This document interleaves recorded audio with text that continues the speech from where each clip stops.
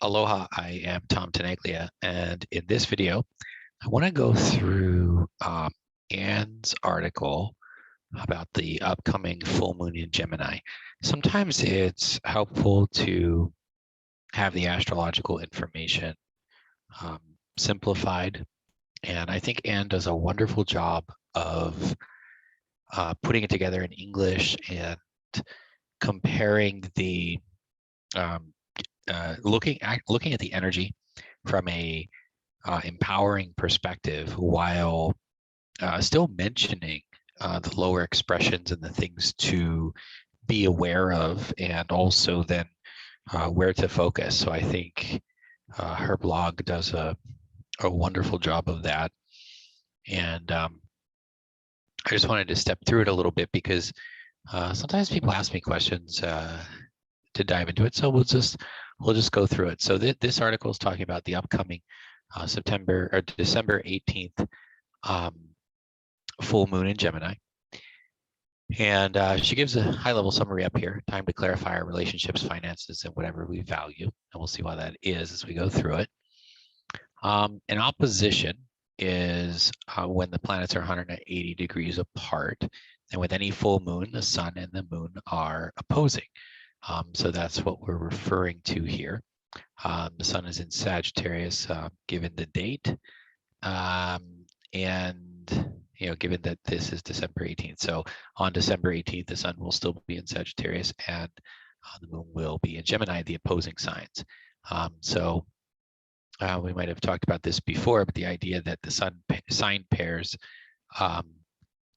become more and more important, right? The sign pairs are going to come up with the ascendant, descendant. They're going to come up with the full moon. They're going to come up with the nodal paths. So that's all this is referring to here. And it says you can locate 28 degrees of Sag and Gem in your chart. That's a whole nother video on how to find that and to see which areas of life may be impacted. I also like to look at 28 degrees of the squaring signs, the signs at 90 degrees from this full moon. So astrologically, those would be the other two mutable signs, which would be Virgo, Pisces. So I would also look at 28 of Virgo and 28 of Pisces, because sometimes people actually experience things at the square. But anyway, that's a little bit more astrological language there. So here she's saying all full moons involve finding a better balance or harmony between the two signs involved. And so then she goes through, okay, well, higher expression of Sag is straightforward, generous, enthusiastic, adventurous, ethical, fun. Lower expression, self-indulgent, blunt, pushy. Overall, yes, the Sagittarian focuses on truth. Higher expression of Gemini, communicative, curious, flexible. Lower expression, indecisive, scattered, impatient, too talkative, on a search for information. And interestingly enough, people sometimes go, well, why are Sag and Gem a sign pair? Why are they opposites to some degree? And really, you can think of, she mentions later that you can think of Sag as really looking at the bigger picture, the forest, and Gem as looking at the trees, a little bit more detail. So both Sag and Gem are optimistic. And so this is definitely a nice forward-looking full moon. Additionally, both signs have in common a love of learning. So keep in mind too, at any given time, right, we're going to have when we go from new moon to full moon, we're going to have a new moon in whatever the sign is for the date that the new moon occurs, and then you're going to have a full moon where then it'll be in that opposing sign, right? So for example, you have a new moon in Sag, and then you're going to have this full moon in Gemini. So you'll have a new moon in Capricorn and a full moon in Cancer, because the opposing sign. So as you begin to better learn those cycles, it can help you as you start looking at these explanations here. So here, now she's starting to get into, okay, the sun and moon are squaring Neptune. So by transit, by current energy, Neptune currently is going to be at that right angle. Okay, so Neptune should be, in theory, then right around 28 Virgo Pisces, just depending on the exactly where it is, or within orb. So looking at the time that I'm recording this, Neptune is about at 20.5 Pisces. So okay, so that then forms a T-square, a right triangle. Then the focal point is what we're going to need to pay attention to, which in this case is going to be Neptune. So the planet T-squared being squared is referred to as the focal point, provides us with guidance. So Neptune becomes a theme for how to navigate this full moon. That's what we're talking about here, okay? Now she gets into what T-squares are, generally speaking. So there's a change. There's some sort of turning point. So this time we're encouraged to consciously access the higher expression of Neptune's energy: faith, trust, compassion, creativity, spirituality, intuition, all words that I would agree with. However, full moons can draw out the shadow side of the signs. Could be the lower expression, different ways of saying it. So we do need to avoid slipping it in Neptune's lower expression. Shadow side, lower expression, same language, okay? This can include not seeing things clearly, seeing the world or situation through rose-colored glasses, choosing to cope by escaping through addictions, or falling into patterns, playing the victim, codependent, or martyr. Neptune, while it's very much the dream, it can also be foggy. It can take you off the path. It can, it's very intuitive, but it's this this dream. There's a level of intuition there, of course, and so what the reason why she's referring to this is the Neptunian energy here is going to help better understand the full moon energy because of that T-square. So if you can access Neptune's higher expression, then we can find the balance between seeing both the forest and the trees. Namely, because that's the Gemini and the Sag. Okay, if Neptune's in the middle of the full moon, then by tapping into the Neptunian energy, we are able to activate kind of both sides of that full moon, the Gemini and the Sag, the forest and the trees. But I should have said that Sag and Gem, right? Because Sag is more the forest. All right, Neptune's presence also tells us how to go about finding the balance. May be difficult to explain because it's more of an intuitive understanding. That's so true. For Sag, who wants to know the truth, the higher truth, a little bit of personal truth, but really a higher level of truth, the Neptune is more intuitive truth, okay, if you put the two together there. So here, support for finding that forestry balance is provided in the form of Jupiter, okay, which is in trine to the moon and sextile the sun. So when you have basically what this is referring to, a trine and a sextile are essentially positive aspects, and I probably should I might be able to pull up the actual lunation itself and show you, but that might actually add more confusion. So what is it really just saying here, right? Let's see, if I'm looking at the Jupiter itself, okay, you're going to have Jupiter trining the moon and sextiling the sun, because hold on a second, I just want to see where she's going with it, because I could go a totally different way. Okay, so what she's doing here is she's actually comparing the benefit of Jupiter to how it's going to help the moon and help the sun in this lunation. So Jupiter's involvement could cause us to see things in extreme ways. It's still a possibility, yeah, because Jupiter's expansive. Jupiter can make things bigger. But the supportive trine and sextile aspects, like I said, they're positive aspects. They make it more likely that we will bring optimism, hope, and a bit of luck to the table. This could help us more easily let go of anything that has outlived its usefulness in our lives. Okay. However, given Neptune is the focal planet in the T-square, this can cause us to not see things clearly. Therefore, we should only take actions that are carefully thought out. This includes making sure that we are taking action and not reacting.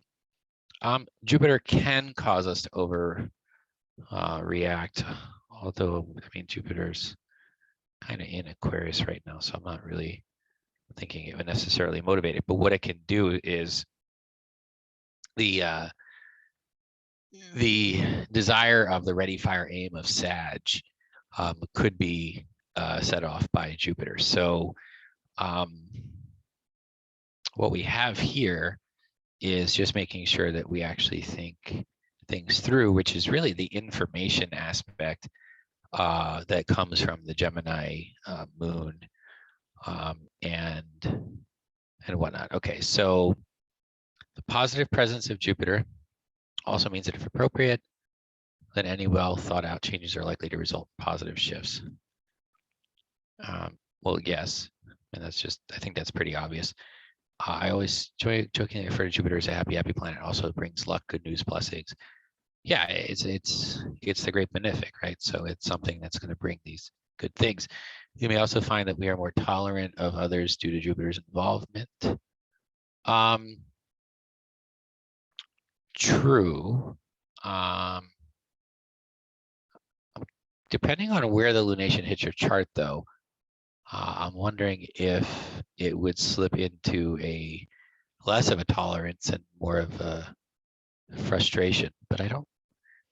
That's going to really depend on an individual basis. I think here, the full moon, how Jupiter relates to the full moon is definitely pretty accepting.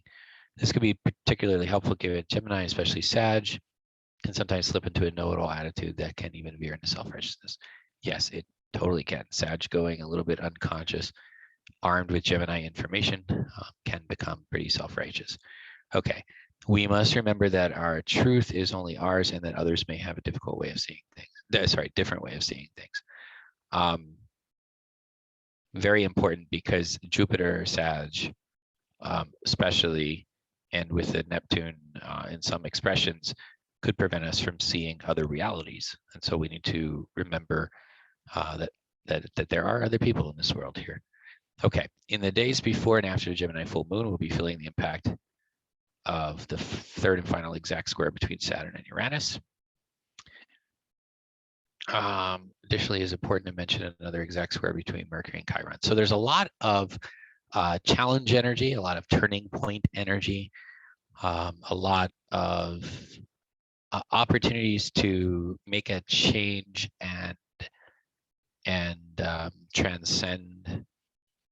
So this says, okay, this square could make communication a bit more strained and misunderstandings are possible.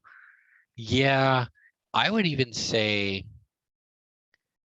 okay, Mercury and Chiron, for some different conversations might bring up people's stuff. It could get in the way of things. Other people might challenge you in language, or you might challenge others in language to transcend the things that you need to transcend in order to move forward, because that's what Mercury and Chiron are generally going to do. Saturn and Uranus, I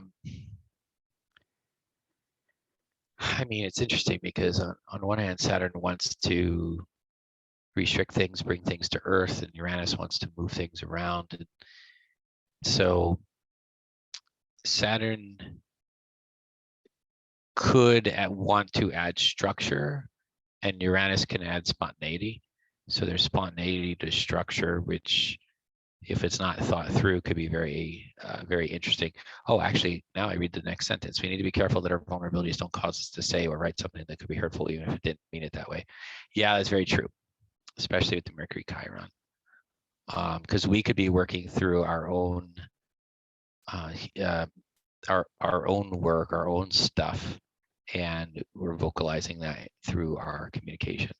Okay, however, a trine between Mercury and Uranus may help us compensate for any negative impact from the Mercury Chiron square. Oh, so now she's just saying, well, you know what? In the same idea that Mercury and Chiron are square and creating a challenging time, Mercury and Uranus are trining. They're actually doing pretty well. And so this can add to intuition and slowing down and making sure that what you're about to say or saying things differently or writing things differently is a good idea here, because this Mercury and Uranus, even though it's trine, this could be a spontaneous communication. And then with the Mercury Chiron square, could be communication that, I mean, she uses the word hurtful. I say bring up people's stuff, gets in the way, stuff that needs to be addressed. And so trust that inner knowingness, even if it would be hard to explain any hesitancy to others. Okay, slow down and sort out if there would be any more compassionate way to say things. Okay, or after giving it further reflection, may see that it's not worth expressing. Very true. Finally, Mercury Uranus trine could be a time of positive group activities. We may suddenly get creative ideas that seem to come out of the blue. Yes, creativity, even with the Neptune T-square, you might get a creative idea intuitively, and that might be something worth exploring. Okay, so now after the full moon, Venus turns retrograde. So Venus has an apparent backward motion. It moves, prompts us to basically go inward. And then let's see here, we'll continue for about 6 weeks.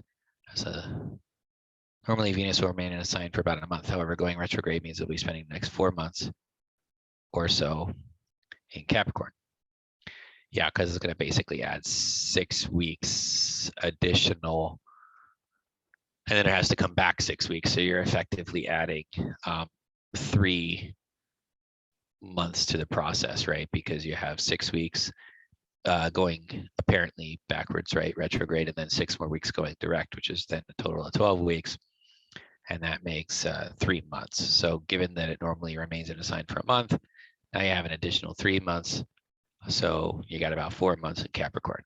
Okay. To put the significance in perspective, Mercury goes retrograde 3 times each year for 3 weeks. I talk about that in my retrograde course. Venus only goes retrograde every 18 months or so for 6 weeks at a time. So yeah, I mean, the planet speeds, right, is Moon, Mercury, Venus, Sun, Mars, right? So Venus is going to take a little bit longer to move. And so it can be a big deal, even though it is what's considered a personal planet. Okay, but this time it's even bigger deal because Venus is in a dance with Pluto. Gotta love Pluto.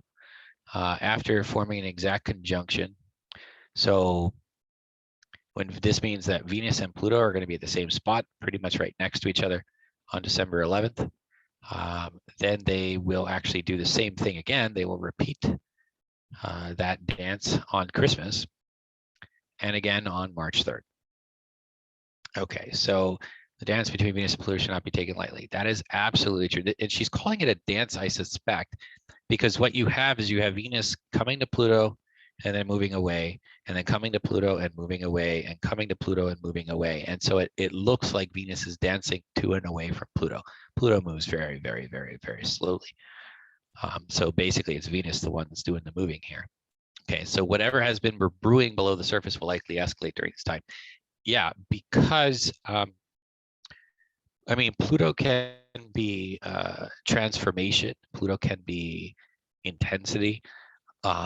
Pluto, there's so much that is, if it's hidden or underneath the surface, Venus in this case could get things to, this is a cycle. This is a cycle to pay attention to. Could get things to move. So what you have is you have Venus coming up to Pluto on the 11th. And so there's a peak, which this already happened, right? Because I'm filming this a few days after. So last Saturday, this would have peaked, and then it's going to dwindle down a bit and then peak again on Christmas, and then dwindle down again and peak again on March, right? It's a cycle. So if you're like, why am I revisiting the same thing a few different times?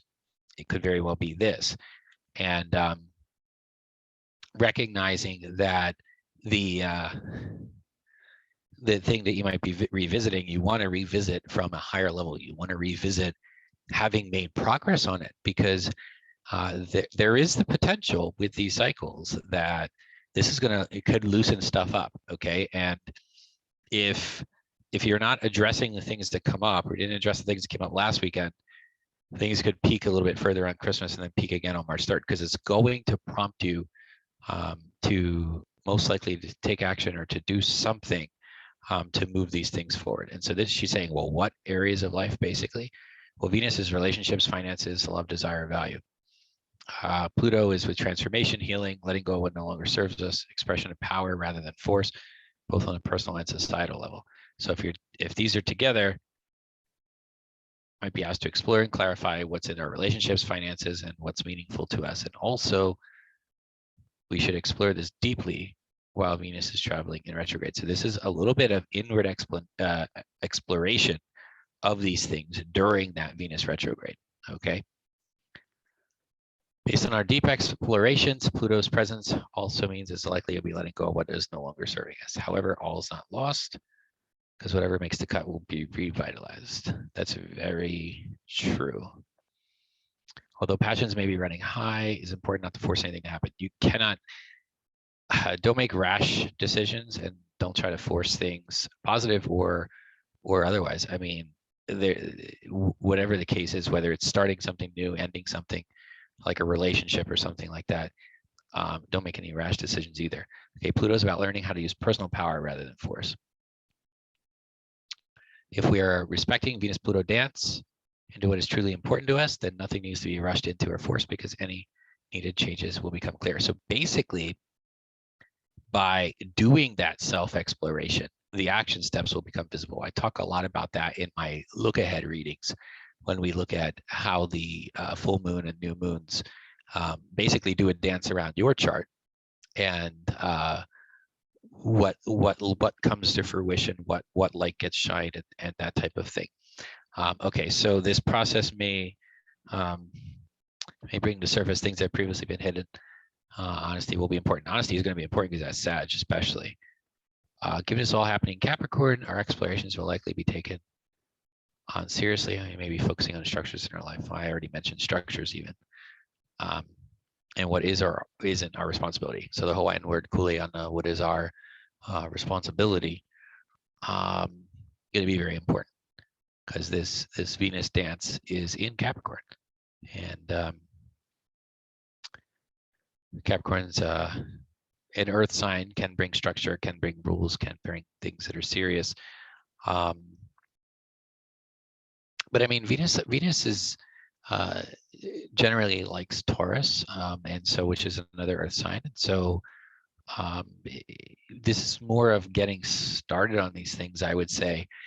What new structures may need to come into fruition than anything else, than the manifestation of things as a result. Okay, let's see. The same day that Venus begins its retrograde, Chiron turns direct after being retrograde for the last 5 months. If we've done our inner healing, so this is significant actually.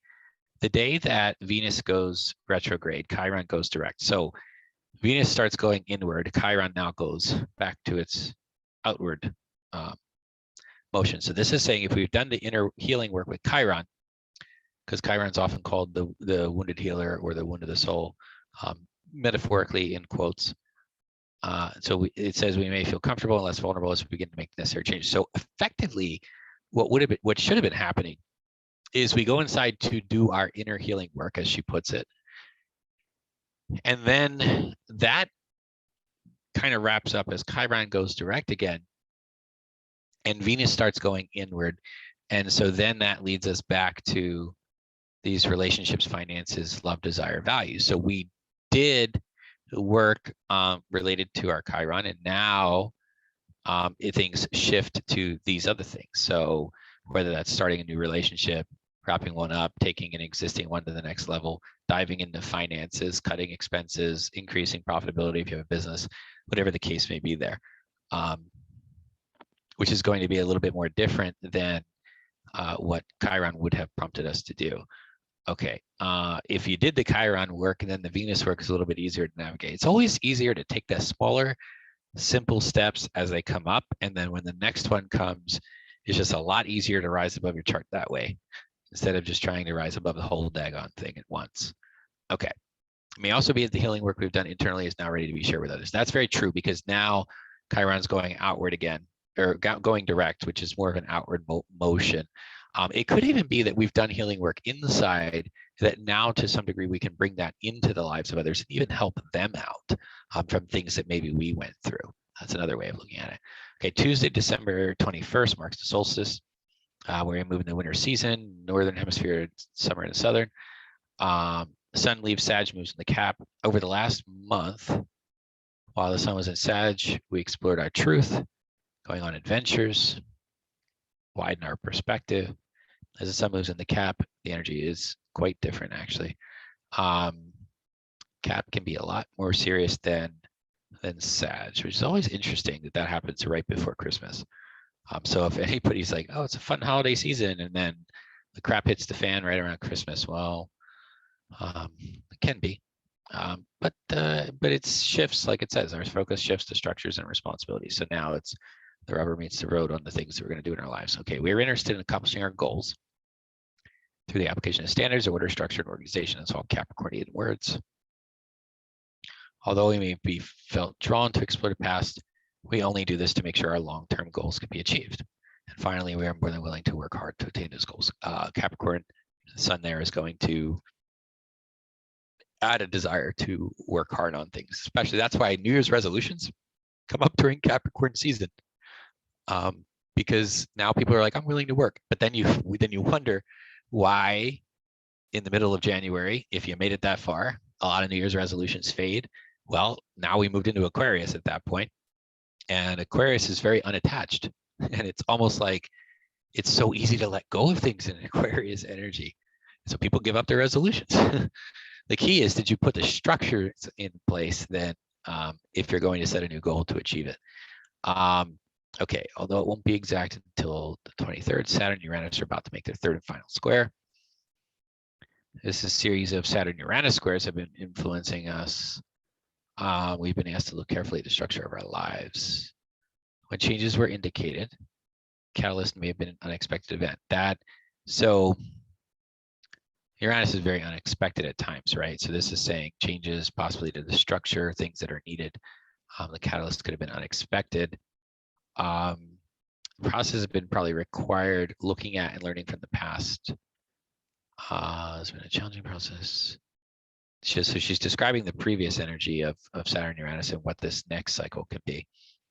However, if we allowed our needed changes to occur, then don't fight Uranian energy to slow down. I mean, there's some sort of movement and higher expression that needs to come from this. And so if we allowed that change to occur, then the time around the final square will be a time of final clarification and culmination. And this is a really good note. It may help us to see how far we've come if we look back at what occurred during the first two squares around February 17th and June 14th. So if you consider the energy going on in your life around those times, that can be very similar to this particular energy coming up. All right, finally, on the 28th, Jupiter enters Pisces. By May 2022, it will enter Aries, which will represent an important new beginning. Yes, yes, Jupiter moves in Aries. That's going to be a very interesting time. She says she'll write something up, I think, but we'll discuss that when the time comes. So I'm assuming that means she'll put another one of these out around that time. That's going to be pretty significant. For now, Jupiter and Pisces, a time when luck and good fortune will most likely come to us when we're being compassionate, loving, charitable, and giving generously. Basically, world service, right? I mean, the Piscean heartfelt world view, world service. It's a peaceful energy, and we may feel an increased sense of faith in life. I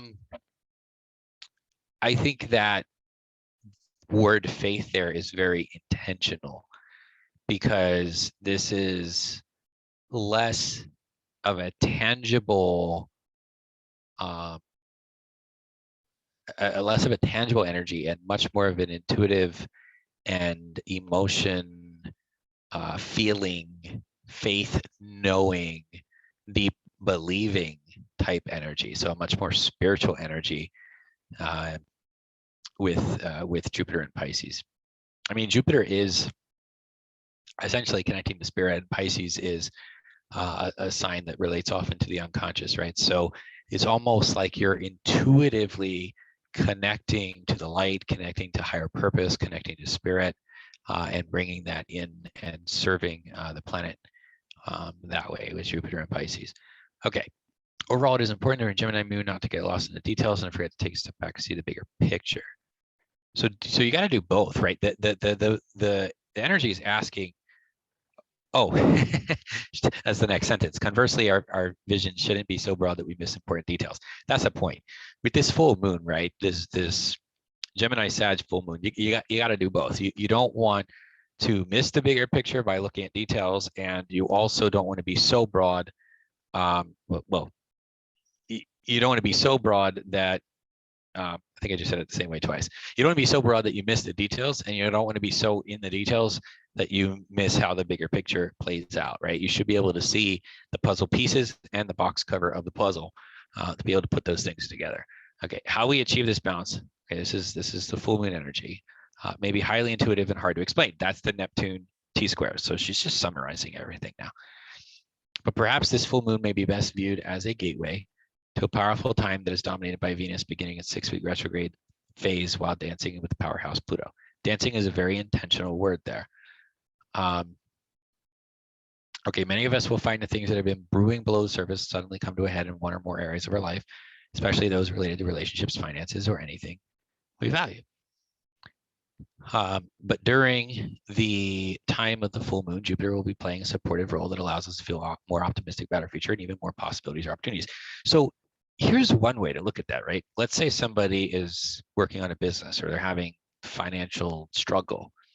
Okay, that things could come to fruition with that.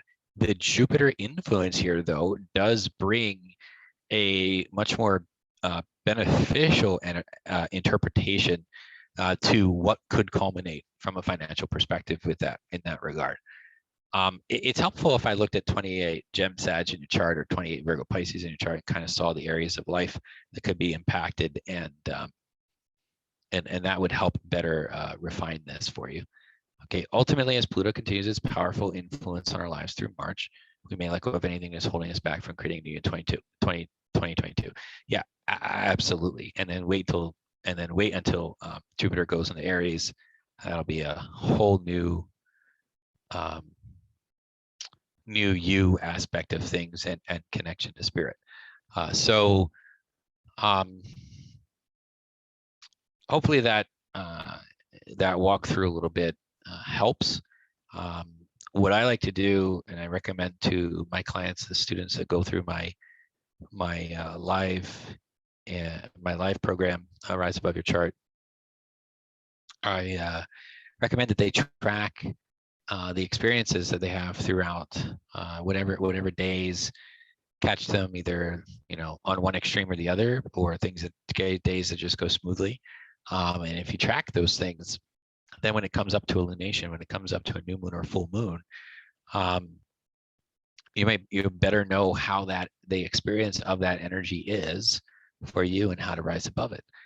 Because for some people, they experience it with the squares. This is a Gem Sag full moon, but people who have things in Virgo or Pisces could feel it. I mean, especially since you have some squares going on, right? You got that Neptune and that's at the square.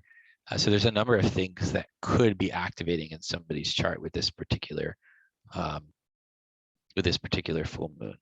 So this is why she says it's time to clarify our relationships, finances, and whatever we value. These are very much Venus words. Because I mean, Venus and Taurus are closely related, second house, and so what you have, are these things: relationships, finances, and value. And so I hope that helps. And if you want me to look at how this, how you can best navigate this energy and how this energy could be affecting you or coming into your chart, I'll leave a link in the description below to schedule a reading, and we can do that.